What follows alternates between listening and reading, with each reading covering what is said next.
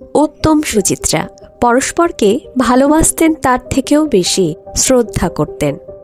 Mrs Sen আর উত্তম কুমারের মধ্যে কখনো মনোমালিন্য হয়নি এমনটা নয়।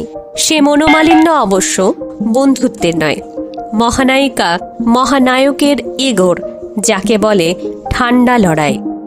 একবার ছোটখাটো একটা গন্ডগোল হয়েছিল সিনেমার পোস্টারে কার নাম আগে যাবে তা নিয়ে।